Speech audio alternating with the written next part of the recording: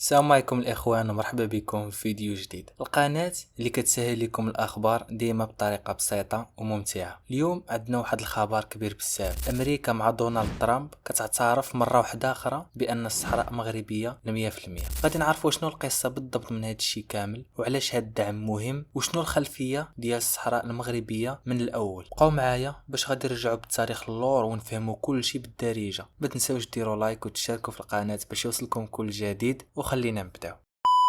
قبل ما ندخلوا للخبر الجديد خليونا بعدا نرجعوا شويه اللور للتاريخ باش نعرفوا ونفهموا القصه من الاول. الصحراء مغربيه ماشي شي حاجه جديده، من قبل الاستعمار من ايام السلاطين العلويين والسعديين. هذه المنطقه كانت جزء من المملكه المغربيه. القبائل الصحراويه كانوا ديما مخلصين للسلاطين المغاربه، وكانت ديما البيعه ديالهم للملك في الرباط او في مدينه فاس. يعني الصحراء مغربيه وكانت مغربيه من شحال هادي، قبل حتى ما يجيو الاسبان في 1876 ويبداو يستعمروا المنطقه. من بعد هذا التاريخ القوي هذا جات اللحظه اللي غادي تغير كل شيء. وجدوا لي راسكم للقصه ديال المسيره الخضراء. دابا نرجعوا ل 1975، اليوم ديال المسيره الخضراء. جلاله الملك الحسن الثاني اللي دار خطاب ودعا فيه 350 الف مغربي باش يمشيو سلميا للصحراء المغربيه ويقولوا للعالم ان هذه راها الارض ديالنا وكانت الارض ديالنا.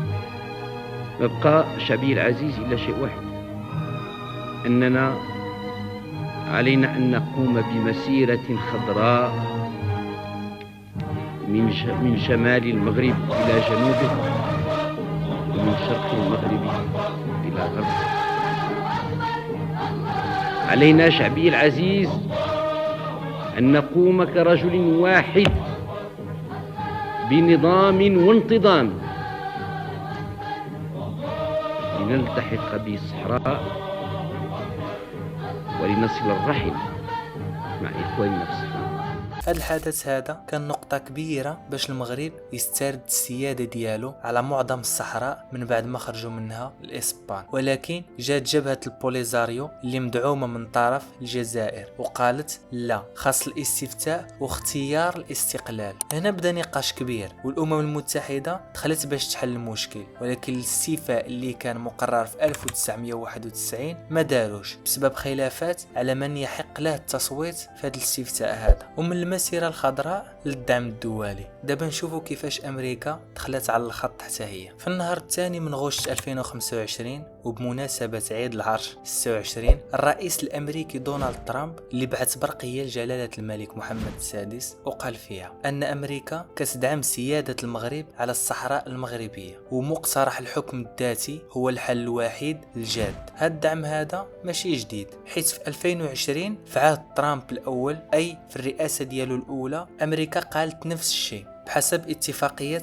إبراهام اللي فيها المغرب طبع العلاقات ديالو مع إسرائيل. ولكن ماشي تسمعوا تطبع تقولوا خلاص راه طبع كل شيء. اللي بغى فيديو على هذه الحلقة هذه يكتب لي في الكومنتات ونهضروا على التطبيع اللي طبعت المغرب مع إسرائيل. ولكن دابا من رجع ترامب عاوتاني للرئاسة في 2025 الدعم ورجع بقوة كبر من اللي فات. وهذا الدعم هذا ماشي غير كلام فقط. امريكا كتقول انها غادي تستثمر 5 ديال المليار ديال الدولار في الصحراء المغربيه، يعني مشاريع كبيره في الداخله والعيون، موانئ، مصانع وفرص شغل للشباب. وفيها حتى منصه اللي سميتها داخله كونكت اللي بدات في 2021، والهدف ديالها انها تجيب الشركات العالميه باش تستثمر هنايا، يعني في الداخلة. في أبريل 2024 أمريكا خصات 500 ألف ديال الدولار للمشاريع الصغيرة في المنطقة، وهذه إشارة أن الدعم هذا عملي وماشي غير دبلوماسي. ونزيدكم حاجة واحدة أخرى، ماشي غير أمريكا اللي معترفة بالصحراء المغربية، دول كبار بحال فرنسا في 2024 وإسبانيا في 2022 وحتى بريطانيا والبرتغال هذا العام هذا، اللي قالوا أن مقترح الحكم الذاتي ديال المغرب هو الحل الصحيح